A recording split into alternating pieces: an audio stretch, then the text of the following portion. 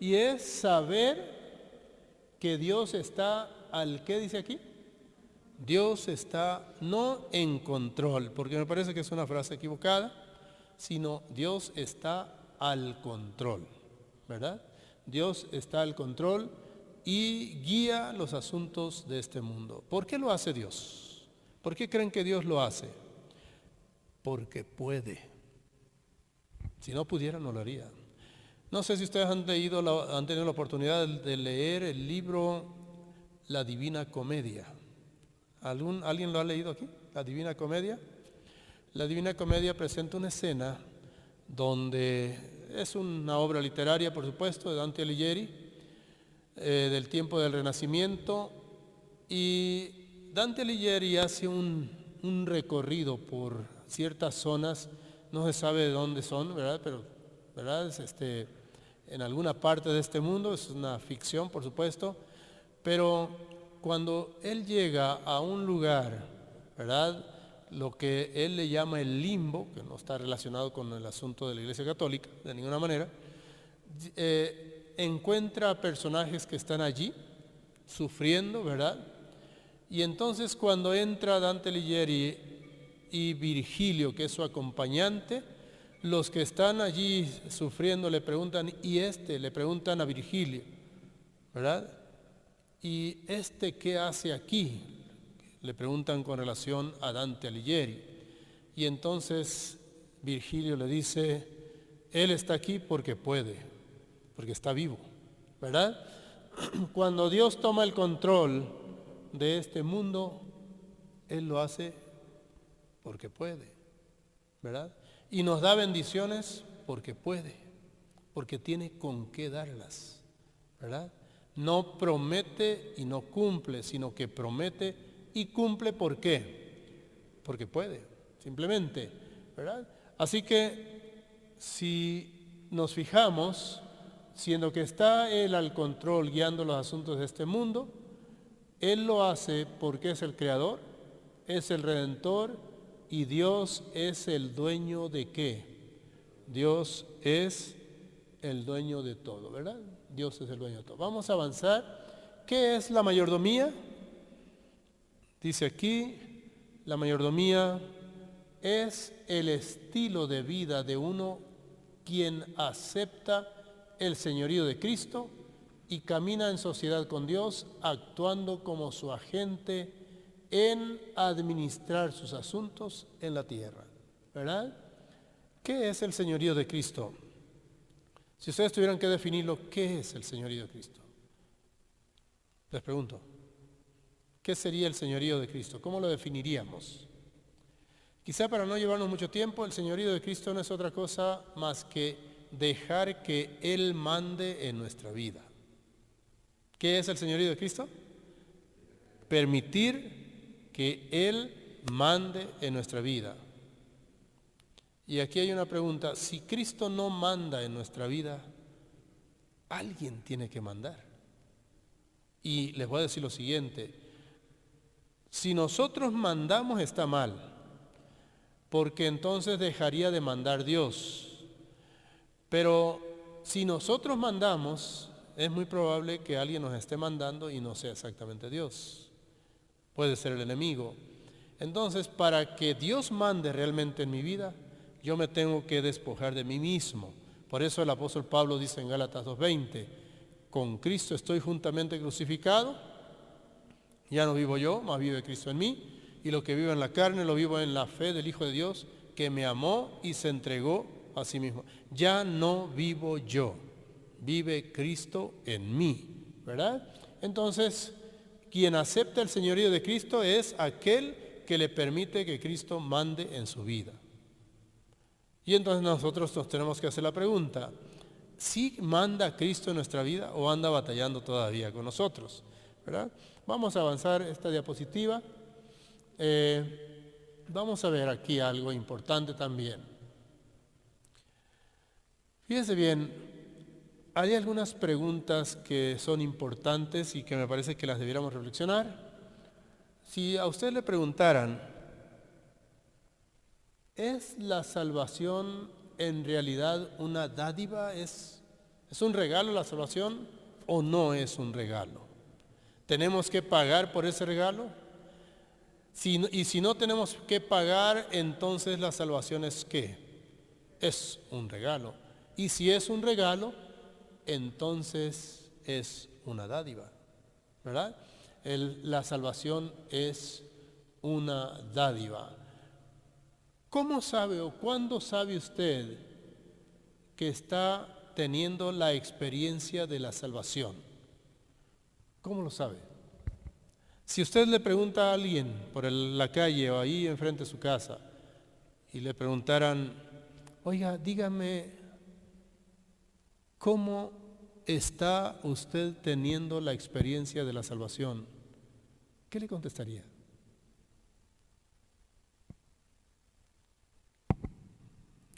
¿Qué le contestaríamos?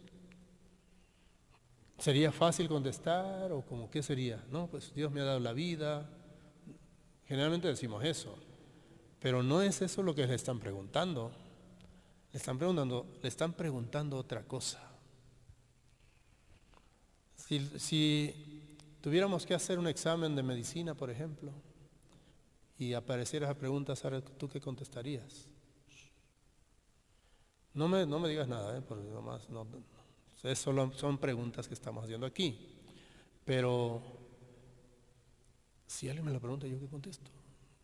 ¿Qué es o cuándo podemos nosotros tener la experiencia de la salvación? ¿Y cuándo es que la tenemos?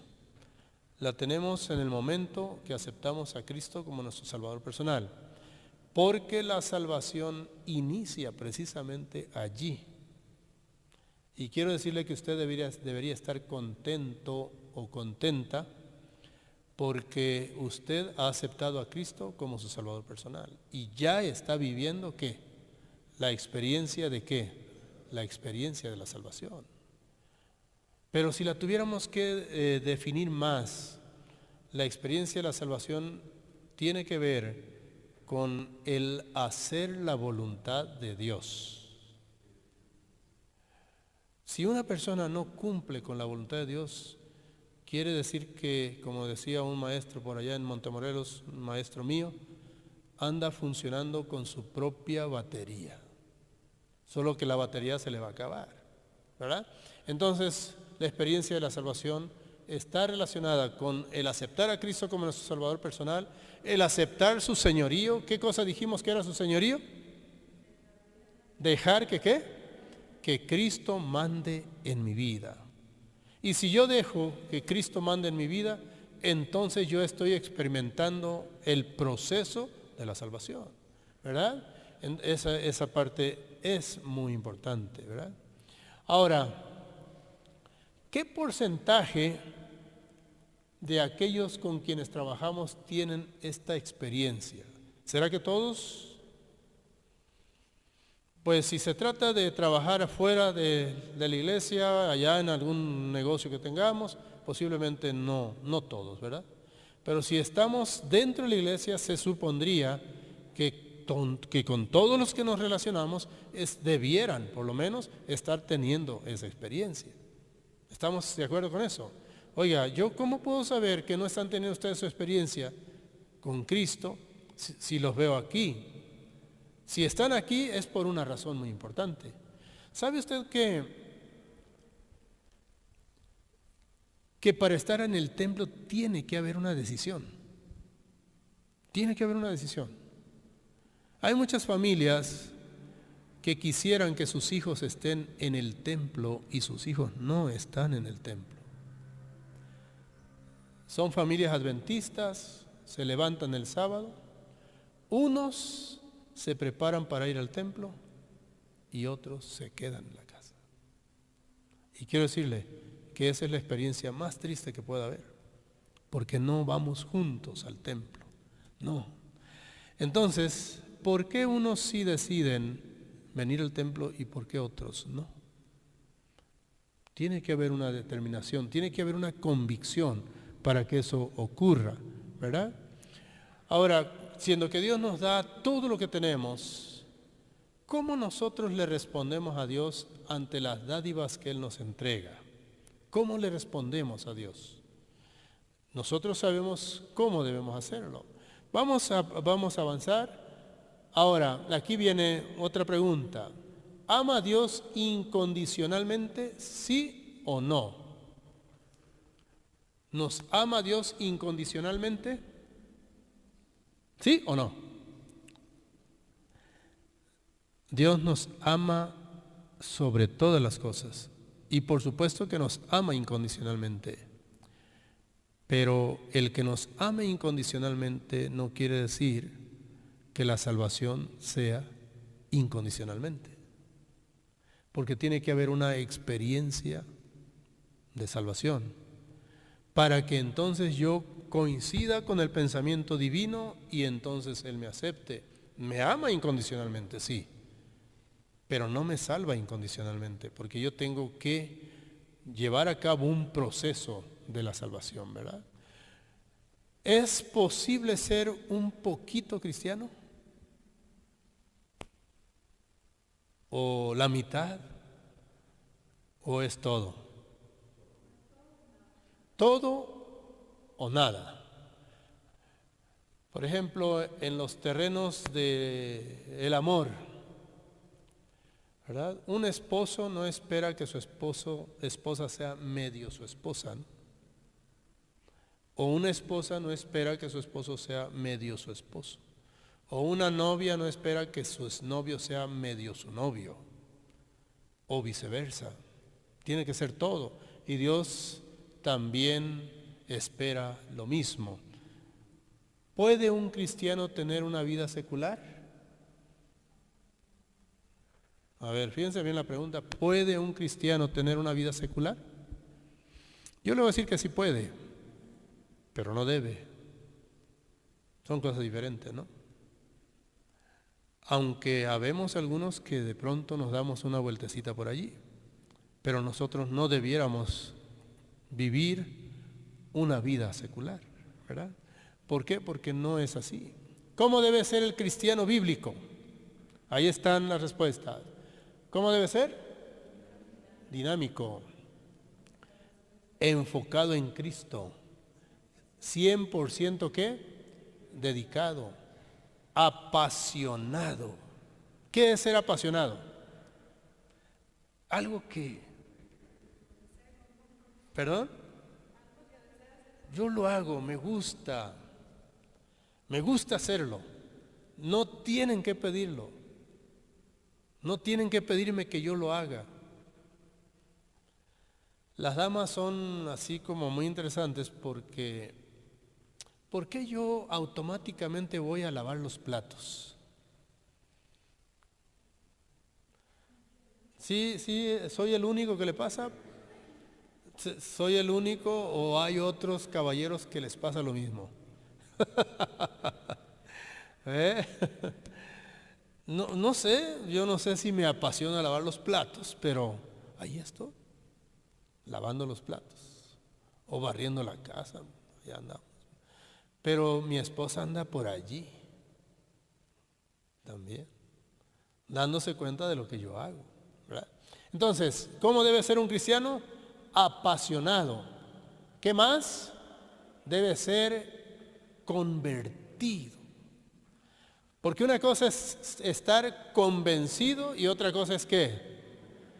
Pero ¿es malo estar convencido? ¿Y es más bueno estar convertido? ¿Qué es mejor? ¿Qué es mejor? ¿Estar convencido o estar convertido? ¿O es mejor o son mejores las dos cosas? Pues yo creo que las dos, ¿no? Porque si usted no estuviera convencido o convencida, no estaría aquí. Y el convencimiento también lo lleva a la conversión. Por lo tanto, ambas cosas son importantes. Muy bien, ¿cómo debemos ser? Fructíferos, ¿verdad? Yo soy la vid, dijo Jesús, Juan 15:5. Yo soy la vid, vosotros los pámpanos, el que está en mí y yo en él, este lleva ¿qué cosa? Mucho fruto, porque separados de mí nada podéis hacer. Y el fruto quiero decirle que es ganancia, no es pérdida. Cuando nosotros damos fruto, estamos dando ¿qué? Ganancia, ¿verdad? No estamos perdiendo. El que no da fruto, ese sí está perdiendo. Y entonces también no estamos haciendo la voluntad de Dios, ¿verdad? Por lo tanto, debiéramos ser fructíferos. ¿Cómo dice también que debemos hacer? ¿Cómo debemos ser? Tranquilos. Tranquilo no quiere decir que me deba correr a tole por las venas, ¿verdad? Sino sereno, mesurado, pausado, pienso bien las cosas, estoy convencido de lo que estoy haciendo, Dios está conmigo, no me apresuro, ¿verdad? Ni me retraso, estoy en el justo medio, hago lo que tengo que hacer y debo ser también, ¿qué? Amoroso y aceptador. Estas son, ¿qué cosa? Así debería ser el cristiano bíblico, ¿verdad?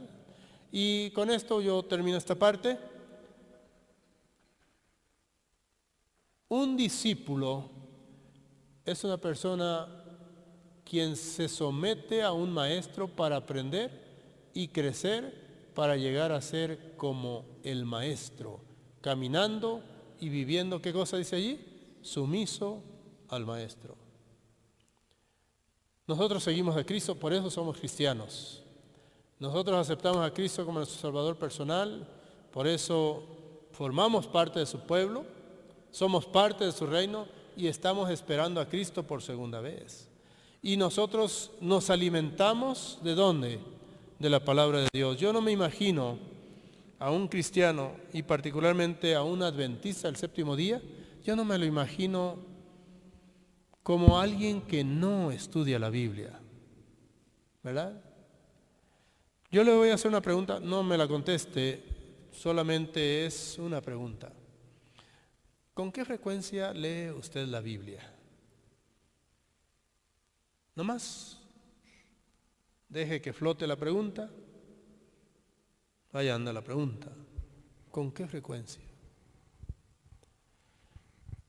El programa Reavivados por su Palabra le invita a que lea la Biblia todos los días. ¿Por qué cree usted que en la Iglesia Adventista del Séptimo Día hay cristianos que son débiles? ¿Por qué? ¿Por qué cree usted que en la Iglesia Adventista hay cristianos que cuando llega alguien predicando una doctrina distinta y viene diciendo que él o ella sí están diciendo la verdad y el pastor se la oculta, ¿por qué nos vamos con ellos? ¿Por qué? Porque no estudiamos ¿qué cosa? No estudiamos la Biblia. O por lo menos no estamos frecuentemente alimentándonos de ella. Por eso la invitación es de estudiar la Biblia todos los días. ¿O hay algún problema?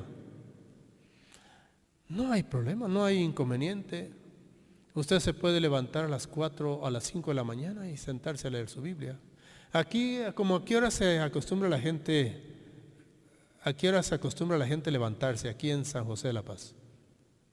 Más o menos. Depende. Depende, pero pues sí.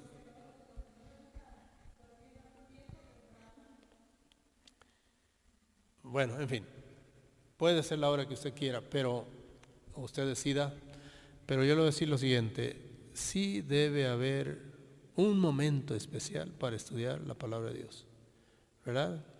Y eso es lo que nos sostiene a nosotros como miembros de iglesia, es lo que nos hace permanecer, ¿verdad? Permanecer en Cristo, creyendo, practicando la doctrina y además enseñándosela a otros, ¿verdad? Así que es importante. ¿Y por qué estoy mencionando todo esto? Por una razón muy importante. Cuando estudiamos la Biblia, logramos comprender la Biblia y logramos comprender todo esto que estamos leyendo allí, porque nosotros somos discípulos de Cristo. Y hay una parábola en el capítulo 25 de San Mateo. Me gustaría que vayan allí. No voy a durar mucho, voy a terminar rápido esto. Pero sí, no quiero irme sin mencionarlo, conectándolo con esto que estamos leyendo en la pantalla. Hay una parábola que ustedes la han leído muchas veces y se trata de la parábola de los talentos, ¿verdad? A mí a esta parábola me gusta llamarle los 3 siervos menos 1, ¿verdad?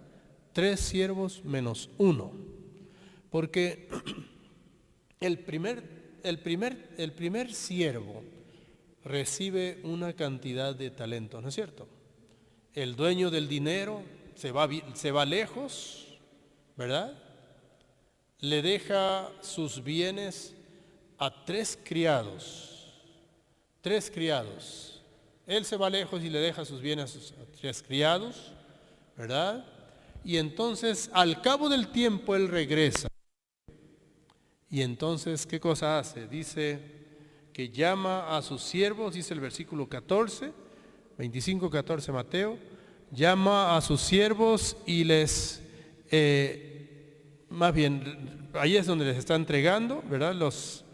Los talentos, pero dice que al regresar los llama, ¿verdad? Los llama para hacer cuentas con ellos, ¿verdad?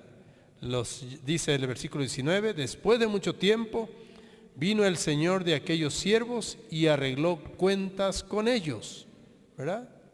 Y entonces dice que llegando al que le habían dado 5 talentos, le regresó al dueño, ¿cuántos? Le entregó 10 talentos. Y al que le habían entregado 2, ¿cuántos regresó? 4 talentos, por supuesto. ¿Y el tercer siervo qué? Simplemente el tercer siervo empezó a poner excusas, ¿verdad? Y le dice que solamente trae el talento que le había entregado el amo, ¿verdad? El dueño. Y entonces dice, aquí está lo que es tuyo. Porque yo sé que tú eres, prácticamente le dijo, tú eres un aprovechado. ¿No es cierto? Lo dice en el versículo 14, Señor, te conocía que eres hombre duro, que ciegas donde no sembraste y recoges donde no esparciste, por lo cual tuve miedo y fui, escondí tu talento en la tierra, aquí tienes lo que es tuyo. Yo los voy a invitar para que analicemos brevemente qué tan rico era el dueño de los talentos. Generalmente nosotros no pensamos en eso. Quiero decirle que cuando Cristo habla de recursos, habla en grande, no habla en pequeño. De hecho, los dones de Dios son grandes, ¿por qué?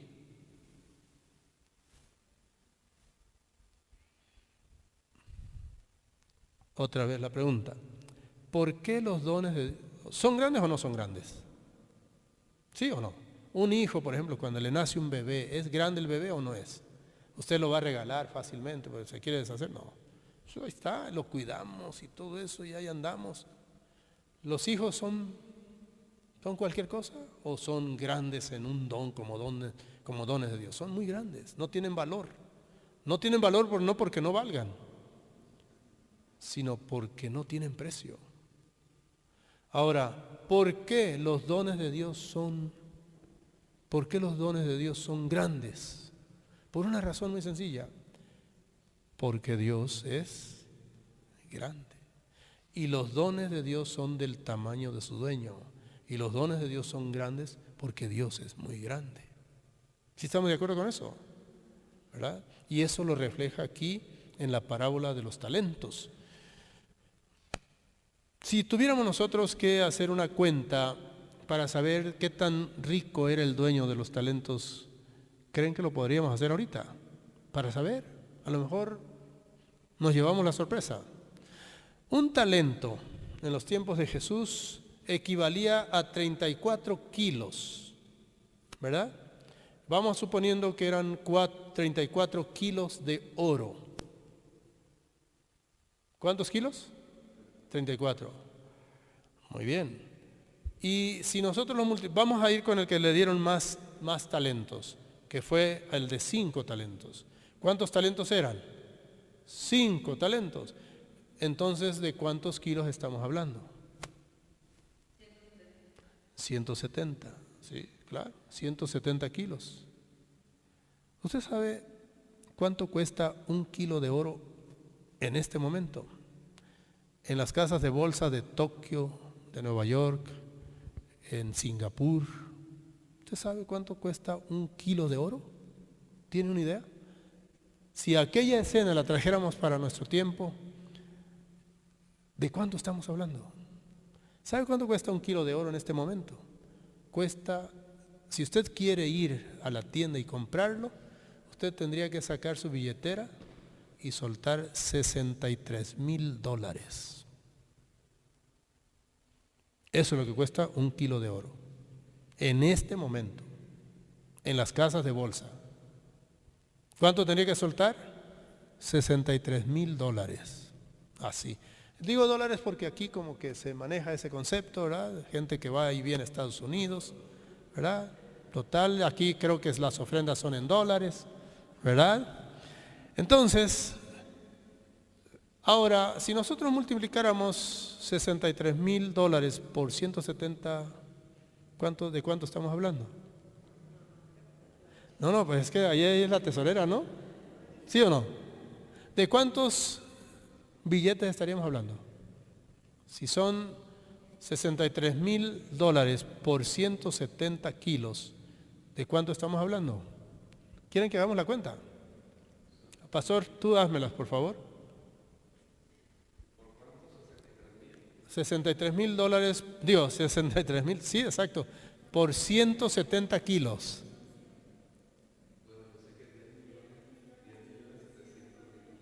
¿10 millones qué? 10,700,000, redondeémoslo, serían en 5 talentos, serían 10, perdón, serían alrededor de $11 millones. ¿Pueden convertirlo a pesos?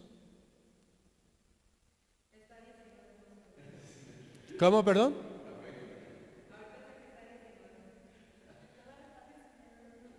Bueno, multipliquen 11 millones de dólares por...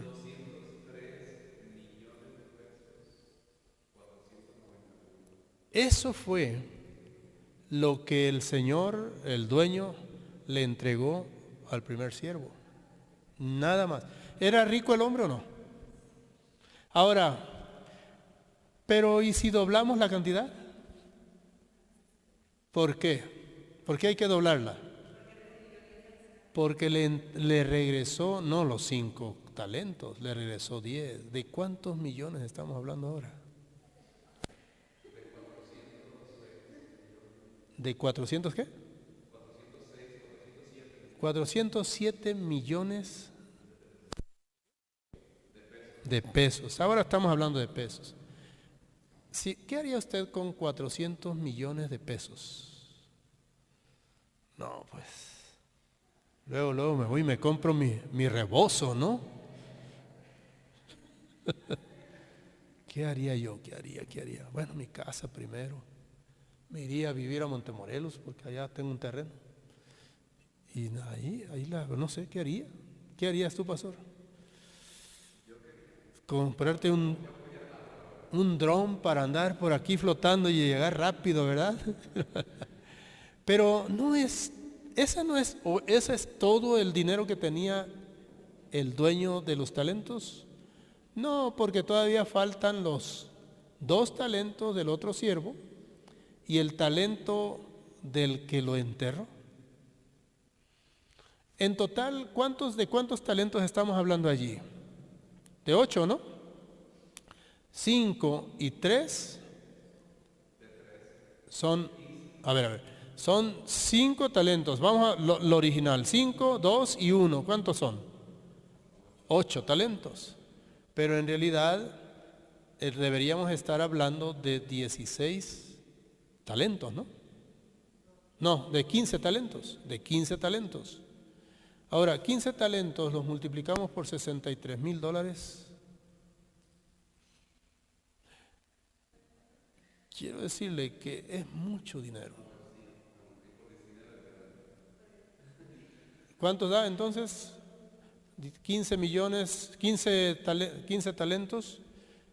Hay que multiplicar los kilos, por supuesto, por 34 y aplicarle la cantidad que son $63,000.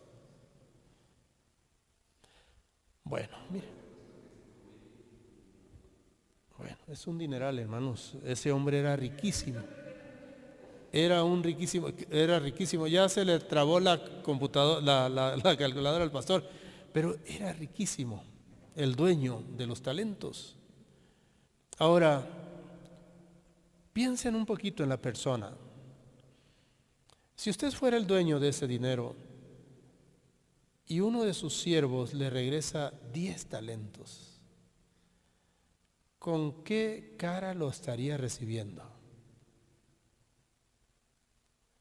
¿Con una cara así como de dolor de estómago? ¿O con qué cara?